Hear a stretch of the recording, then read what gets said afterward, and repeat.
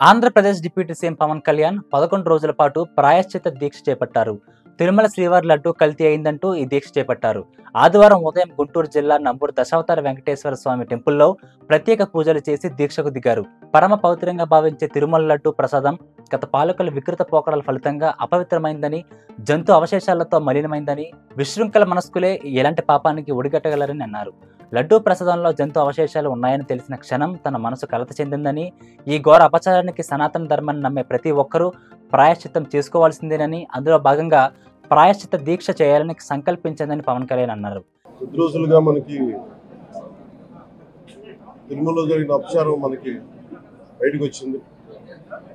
స్వామివారి ప్రసాదం గత శతాబ్దాలుగా, సరిగ్గా చెప్పాలంటే 300 సంవత్సరాల పై చిలుకు నుంచి స్వామివారి ప్రసాదాన్ని తిరుపతి లడ్డూని కానీ దీన్ని 3 శతాబ్దాల పైనుంచి దీన్ని తీసుకొస్తా వచ్చారు. స్వామివారికి నైవేద్యంగా ఇస్తా వచ్చారు. ఇది మహాప్రసాదంగా భావిస్తాం దేశం అంతా. ఇది ఒక ప్రభుత్వాన్ని నిందించడానికో, దీని మీద రాజకీయ లబ్ధి పొందడానికో దీని వెనక ఉద్దేశం లేదు. వైసీపీ పాలనలో టీటీడీ బోర్డుని కాన్స్టిట్యూట్ చేసిన విధానం మేము ముందు నుంచి ఆక్షేపం తెలియజేస్తా ఉన్నాం. ఏ గుడైనా సరే భక్తుల మనోభావాలు దెబ్బతినకుండా, ఆచార వ్యవహారాల్ని నిర్వీర్యం చేయకుండా, అపరాధం వాటిల్లకుండా ముందుకు తీసుకెళ్లాల్సిన అవసరం ఉంది. అది వారి బాధ్యత. సో టీటీడీ బోర్డుని కాన్స్టిట్యూట్ చేసిన వైసీపీ ప్రభుత్వం 2019 నుంచి సంస్కరణల పేరుతోటి, అంతకుముందు చాలా తప్పులు జరిగినాయనే వాటితోటి చాలా మార్పులు చేర్పులు పట్టుకొచ్చారు. స్వామివారి పూజా విధానాలు మార్చేశారు. శ్రీవాణి ట్రస్ట్ అని పేరు పెట్టి దాని మీద 10,000 రూపాయలు టికెట్ పెట్టారు ఒక్కొక్క వ్యక్తికి. ఒక్కొక్క కుటుంబం వస్తే 5 మంది, 4 వస్తే తక్కువ కాకుండా వాళ్ళకి 50,000 రూపాయలు వసూలు చేసి టికెట్ మటుకు, బిల్లు మటుకు 500 రూపాయలకి ఇస్తూ ఉండేవాళ్ళు. ఇది నేను చాలాసార్లు, నాతో పాటు చాలామంది భక్తులు ప్రస్తావించారు. చాలామంది రాజకీయ పార్టీల ప్రతినిధులు దీన్ని ప్రస్తావించారు. అన్ని పార్టీలు ప్రస్తావిస్తూనే ఉన్నాయి, వెలితి చూపుతూనే ఉన్నాయి. కానీ ఏ రోజు కూడా దాన్ని పట్టించుకున్న పాపాన్ని పోలేదు. అలాగే వైసీపీ పాలనలో అఫీషియల్గా ఆన్ రికార్డ్ 219 గుడుల్ని అపవిత్రం చేశారు. విగ్రహాలని విధ్వంసం కావచ్చు, రథాలు తగలబెట్టడం కావచ్చు, అలాగే 300 పైచిలకు మన దేవాలయాలను అపవిత్రం చేశారు. ఇన్ని జరిగినా కానీ ఎప్పుడు నేను గొంతెత్తుతూనే ఉన్నాను. ఆ రోజు రామతీర్థం సమయంలో కూడా రాముల వారి విగ్రహాన్ని తల నరికేస్తే అర్చకులు దాన్ని, రాముల వారి విగ్రహాన్ని ఇలా పట్టుకొని ఆయన బాధపడుతూ ఉంటే ఆ రోజు కూడా నేను తెలియజేశాను. ఆ రోజు కూడా అందరూ ఏకం కావాలి. ఎవరి మతమైనా కావచ్చు, ఎవరి ప్రార్థనా మందిరాలు కావచ్చు, దేవాలయం కావచ్చు, మస్జిద్ కావచ్చు, చర్చి కావచ్చు, కానీ వారి మనోభావాలకి దెబ్బతినేలాగా దాడులు జరిగితే బయటికి రావాలి అని అందరూ నేను కోరుకుంటే, ఆ రోజున చిలకలూరుపేట నుంచి ఉండే ముస్లిం సమాజ సోదరులు కూడా బయటకు వచ్చి ఆ రోజున మద్దతు తెలియజేశారు. ఇది ఏ ధర్మానికి సంబంధించిన అందరూ రావాలని ఒక పిలుపునిస్తూ ఆ రోజు కూడా వచ్చారు. కావాలంటే అది ఒకసారి మీరు ట్విట్టర్ టైం లైన్లో ఉంటుంది, అది కూడా మీరు చూసుకోవచ్చు. కానీ ఈ రోజున మేము ముందు నుంచి తెలియజేస్తూనే ఉన్నాం. చాలా అవకతవకలు జరుగుతూ ఉన్నాయి, ప్రసాదాలు కల్తీ జరుగుతూ ఉన్నాయి, సరిగ్గా లేవు, ప్రసాదం నాణ్యత పోయింది, డబ్బులు కలెక్ట్ చేస్తున్నారు, రిసిప్ట్లు ఇవ్వట్లేదు. అసలు టీటీడీ మీద కూడా వైట్ పేపర్ రావాల్సిన అవసరం ఉంది. ఇవన్నీ కూడా మేము చాలాసార్లు అనుకుంటా ఉన్నాం. కానీ ఈ స్థాయిలో కల్తీ జరుగుద్దని, కల్తీ ఉంటుంది, ఫుడ్ అడల్ట్రేషన్ ఉంటుంది, చేసే తిండిలో కల్తీ ఉంటుంది, అన్ని దేవాలయాల్లో కూడా ప్రమాణాలు పాటిస్తున్నారా లేదా అన్న చర్చ బయటకు వచ్చింది ఈ రోజు. ముఖ్యంగా తిరుపతి లడ్డు ప్రసాదాన్ని, శ్రీవారి మహాప్రసాదానికి సంబంధించి ఇది మీకు ప్రత్యేకించి నేను చదివి వినిపిస్తాను. మీకు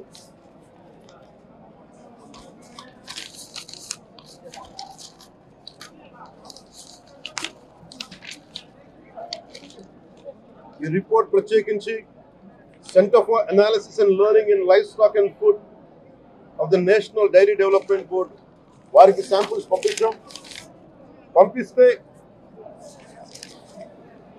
ఇది వాళ్ళు తెలియజేసింది స్టాండర్డ్ వాల్యూ లిమిట్స్ ఎలా ఉండాలి అని వాళ్ళు చెప్పారు. ఏం చెప్పారంటే pure milk fat shall have a reading between 95.68 to 104.32, but all the ghee samples had values around 20, which means the ghee is highly adulterated. And a subsequent table lo సహజంగా నెయ్యిలో స్వామివారికి సహజంగా నెయ్యిలో కల్తీ వ్యాపారులు కల్తీ చేసేది ప్లాంట్ బేస్డ్ కల్తీ జరుగుతూ ఉంటుంది. అదే తప్పు.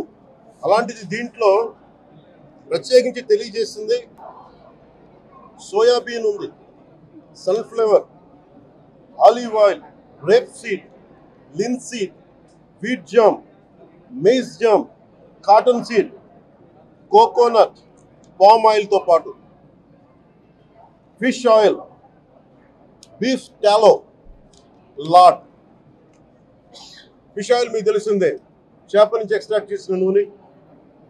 బీఫ్ టాలో అంటే మనకి పశువు సంబంధించిన కొవ్వు. అలాగే లాడ్ అంటే మనకి మన పందికి సంబంధించిన కొవ్వుని. ఇవి ఎక్కువ ఉన్నాయి. ఈ కారణం ఏంటంటే శతాబ్దాలుగా పోరాటం చేస్తున్నారు అయోధ్య రామ మందిరం కోసం. దానికి కూడా వీళ్ళు 1,00,000 లడ్లు ఇలా బీఫ్ తోటి, పిగ్ ఫ్యాట్ తోటి, ఫిష్ ఆయిల్ తోటి కలిపిన 1,00,000 లడ్లు కొన్ని శతాబ్దాలుగా అయోధ్య రామ మందిరం కావాలి చాలా ప్రతిష్టాత్మకంగా తీసుకుంటే దానికి కూడా తిరుపతి లడ్లు వెళ్ళి, టీటీడీ లడ్లు వెళ్ళి, ఇది దేశం అంతా దీన్ని కదిలిపోయింది. ఈ రోజున ఇలాంటి అపవిత్రం జరిగింది. దీని గురించి ప్రస్తావిస్తే రిపోర్ట్లు బయటకు వస్తాయి. వైసీపీ నాయకత్వం కానీ ఇది రాజకీయ లబ్ధి కోసం చేస్తున్నారని ఒక మాట మాట్లాడుతూ ఉన్నారు. వైసీపీ నాయకులకి కానీ వారి మద్దతుదారులు కానీ నేను మనస్ఫూర్తిగా మీకు తెలియజేస్తున్నా, రామతీర్థం గొడవప్పుడు 219 గుడుల్ని మీరు అపవిత్రం చేసినప్పుడు మీ పాలనలో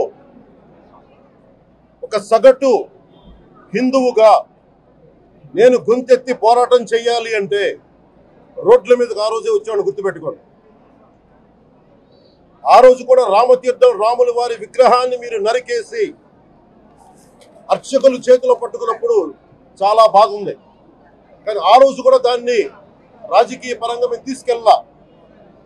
దోషులకి శిక్ష పడాలి, వీళ్ళెవరో కనుక్కోండి. ఈ రోజు వరకు మీరు పట్టించుకోవాలా. ఇది మేము చెప్తూనే ఉన్నాం. నిజంగా చెయ్యాలంటే ఈ ప్రస్తావన ఎందుకు తీసుకొస్తున్నానంటే సమాజంలో అస్థిరత లేదంటే డిస్హార్మనీ క్రియేట్ చేయడానికి మేము లేవు ఇక్కడ. కానీ తప్పు జరుగుతుంటే, దాడులు జరుగుతూ ఉంటే, అపవిత్రం చేసుకుంటూ వెళ్ళిపోతే చూస్తూ ఎవరు కూర్చోం. తప్పు, అది కూడా తప్పు అవుద్ది. ఫండమెంటల్ కాన్స్టిట్యూషనల్ ఫండమెంటల్ ఇది. ప్రతి వ్యక్తికి వారి ధర్మాన్ని ఆచరించే హక్కు ఉంది. ఎవరన్నా వచ్చి ఆ ధర్మాన్ని పాడు చేసే హక్కు ఎవరికి లేదు. ఇట్స్ ఫండమెంటల్ రైట్ ఇది. ఇలాంటి స్థాయిలో ఈ రిపోర్ట్ బయటకు వచ్చినప్పుడు ఏం చెప్పుండాల్సింది గత ముఖ్యమంత్రి గారు? నేను ఏ రోజు కూడా మీరు చూశారు, ఇది ప్రభుత్వం, మన కొత్త ప్రభుత్వంలోకి వచ్చాం. ఇది వెండెట్టా ప్రభుత్వం కాదు, ఇది పగా ప్రతీకారాల ప్రభుత్వం కాదు ఇది. కానీ తప్పు జరుగుతుంటే మటుకు చేతులు కట్టుకొని చూసే ప్రభుత్వం కూడా కాదు. మీకు చాలా పగడ్బందీగా తెలియజేస్తున్నాను విషయం. అలాంటిది ఆమె మీద ఎన్నో మాట్లాడినా మేము ఎప్పుడు మాట్లాడలా. రామతీర్థం గురించి జరిగినప్పుడు కూడా మేము మాట్లాడలా. కానీ ఈ రోజున రిపీట్ అయిపోతున్నాయి మిస్టేక్స్. అలవాటు అయిపోయింది, ఆలవాలం అయిపోయింది. ఇంక ఇక్కడితో ఆగాలి. ఇది ఇప్పుడే ఫుల్ స్టాప్ టు దిస్. దీంట్లో ఒకరు నిందించట్లా. టీటీడీ బోర్డు ఉంది, వైసీపీ కాన్స్టిట్యూట్ చేసిన టీటీడీ బోర్డు ఉంది. వైవి సుబ్బారెడ్డి గారు ఉన్నారు టీటీడీ చైర్మన్ గా, టీటీడీ ఈవోగా ధర్మారెడ్డి గారు ఉన్నారు. మళ్ళీ వాళ్ళు కాకుండా కొత్తగా వచ్చారు. ఈ 5 సంవత్సరాలు ఈ బోర్డు ఏం చేస్తా ఉంది? ఈ టీటీడీ బోర్డుని మేము ప్రశ్నిస్తున్నాం. మీరు బయటికి రండి. గత ముఖ్యమంత్రి ఏం చేసి ఉండాల్సింది? వచ్చినప్పుడు మీరు పంపించండి ల్యాబ్స్కి. మీకు ఎవరైతే తప్పులు చేశారో వారి మీద మీరు చర్యలు తీసుకోండి చెప్పాలి. కానీ తప్పులు చేసిన వాళ్ళు వెనకేసుకొచ్చే విధానం ఏంటో నాకు అర్థం కావట్లేదు. ఇదాన్ని మార్చుకోవాలి. అంతేగాని మీరు అస్థిరత చేసే ఆలోచన కానే కాదు. ఇదే మీరు ఊహించండి. ఇంకా ఏ ధర్మం మీదైనా సరే ఇలాంటి అపవిత్రం ఒక చర్చి మీద జరిగిన, ఒక మస్జిద్ మీద జరిగిన దేశం అల్లకల్లోలం చేసేస్తారు. ప్రపంచం అంతా మాట్లాడతారు. గ్లోబల్ న్యూస్ అయిపోద్ది. కానీ దేశంలో కోట్లాది మంది హిందువులు అపవిత్రమైతే, ఈ ప్రసాదం అపవిత్రమైతే ఒక్కరు కూడా మాట్లాడకూడదు. ఇది సెక్యులర్ వ్యవస్థకు విఘాతం అంటే హిందువులకి మనోభావాలు ఉండవా? ఇది ఒక్కరు నిందించట్లా. అసలు మీరు ప్రస్తావన చేయకూడదు, ఇది తప్పు, ఇది మాట్లాడకూడదంటే ఎట్లా? ఇదే వేరే మతానికి మీరు అన్వయిస్తారా? నేను అన్ని మతాలని సమానంగా గౌరవించేవాడిని.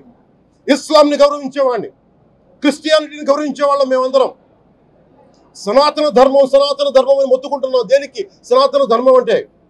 సనాతన ధర్మానికి ఒకరు ప్రారంభించింది కాదు. ఇది ఒక వ్యక్తి ఒక కూర్చోబెట్టి ఒకరు స్టార్ట్ చేసింది కాదు. ఇది కొన్ని వేలాది సంవత్సరాలుగా అన్ని మతాలని, అన్ని విశ్వాసాలని అలింగనం చేసుకున్న నేల ఇది.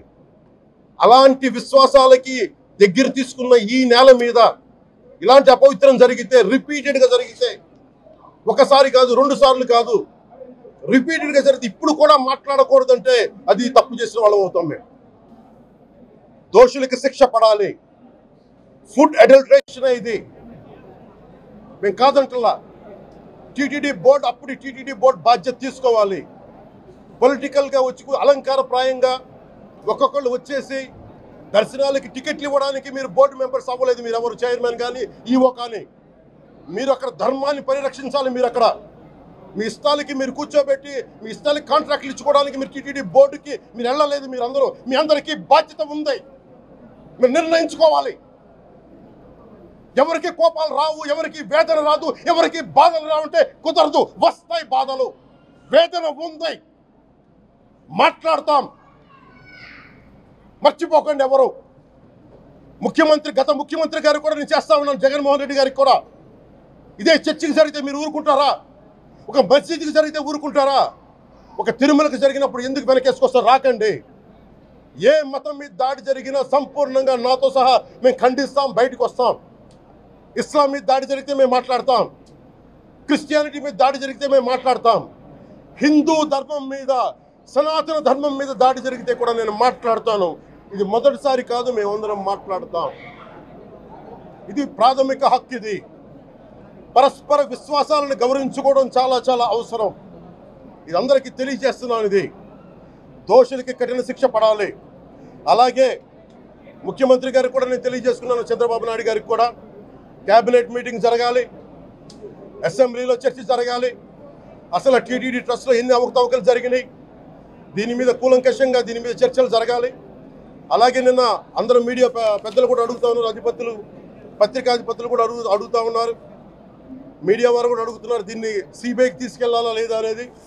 అది గౌరవ ముఖ్యమంత్రి గారు నిర్ణయం తీసుకోమని. మీరు ఏ నిర్ణయం తీసుకున్నా క్యాబినెట్ మీ వెనకాల ఉంటుంది, ప్రజలు మీ వెనకే ఉంటారు. ఇది ఇక్కడతో ఆగాలని మనస్ఫూర్తిగా నేను కోరుకుంటున్నాను.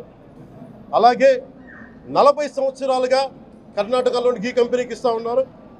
15,000 కేజీలు అవసరం అవుతుంది నెయ్యి, మనకి స్వచ్ఛమైన నెయ్యి. అలాంటిది వీళ్ళు 1000 రూపాయలు కొన్నదాన్ని వీళ్ళు 360 రూపాయలకే వస్తుందని చెప్పి ఎవరో మిడిల్ మ్యాన్ వచ్చి చెప్పారు. ఆ మిడిల్ మ్యాన్ ఎవరు? దీని మీద సంతకం పెట్టింది ఎవరు? మీరు 1,00,000 లడ్డూలు మీరు అయోధ్యగా పంపించినప్పుడు మాట్లాడింది ఎవరు? చెక్ చేశారా? క్వాలిటీ చెక్ చేశారా? కోట్లాది మంది భగవంతుణ్ణి విశ్వాసం ప్రకటించే ప్రతి ఒక్కరి ఈ రోజున బాధకు గురయ్యారు. నాకు నిజంగా ఇంకో వేదన కూడా ఉంది. ఇది ఇంకొకరు నిందించట్లా. తిరుమలలో ఉండే ఇంతమంది సేవ చేసుకునే వ్యక్తులు కానీ మీరందరూ హిందువులే కదా. మీరందరూ టీటీడీలో ఉండే వందలాది మంది ఎంప్లాయీలు, మీకు ఉద్యోగులు, వేలాది మంది ఉద్యోగులు, మీరందరూ ఏం చేస్తున్నారు? మీరు హిందువులు కాదా? మీరు స్వామివారికి అపవిత్రం జరుగుతూ ఉంటే మీరు కల్తీ జరుగుతుంది మీకు తెలిసి కూడా మీరు ఎందుకు కాముకున్నారు? భయపడ్డారా వైసీపీ అంటే? వైవి సుబ్బారెడ్డి గారంటే భయపడ్డారా? ధర్మారెడ్డి గారంటే భయపడ్డారా? ఏ స్వామి అయితే మీకు ఆశ్రయం ఇచ్చారో ఆ స్వామికి అపవిత్రం జరుగుతూ ఉంటే మీరందరూ కామ్గా కూర్చునే మీకు ఎలా వచ్చింది మీకు? ఇది నేను సాటి హిందువులను కూడా నేను ప్రశ్నిస్తున్నాను. మీరు కూడా తప్పు చేశారు దీంట్లో. ఇది ముందుగా ప్రతి హిందువు గౌరవించాల్సింది. దీన్ని మీ మతాన్ని మీరు గౌరవించుకోండి ఫస్ట్. ప్రతి హిందూ నేర్చుకోవాలి ఇది. ప్రతి హిందూ ఆత్మపరిశీలన చేసుకోవాలి. మీరు బయటికి రావాలి. తప్పు జరుగుతూ ఉంటే కూర్చొని చేతులు కట్టుకొని మనకెందుకులే అంటే ఇలాగే ఉంటాయి. ఇది మారాలి. ఇది అందుకు నేను కూడా దీంట్లో భాగమే. కాబట్టి నిజంగా నాకు ఇన్ని సమస్యలు చెప్పారు ఇన్ని సంవత్సరాలుగా. వైసీపీ మీద పోరాటాలు చేస్తున్నారు. రోడ్లు బాగలేదంటే మాట్లాడాం, రైతుకి సమస్యలు వస్తే మాట్లాడాం, గుడులు అపవిత్రం చేస్తుంటే మాట్లాడాం. కానీ ఏ ఒక్కరు కూడా బలంగా కూర్చొని టీటీడీ ఉద్యోగులు ఎవరైనా సరే ఇలా జరుగుతుంది అని తెలిసి కూడా కామ్కున్నారంటే మీరు మహా అపరాధం చేశారు. ఆ మహా అపరాధానికి నాకు సంబంధం లేకపోయినా ఈరోజు నేను ప్రాయశ్చిత దీక్ష మొదలుపెట్టాను. ఈరోజు 11 రోజులు స్వామివారికి నేను క్షమాపణలు కోరుకుంటూ ఈ దీక్ష తీసుకుంటున్నాను. ఇది మారాలి, భవిష్యత్తు ఇలా ఉండకూడదు అని కోరుకుంటూ సెలవు తీసుకున్నాను. నమో వెంకటేశ్వర.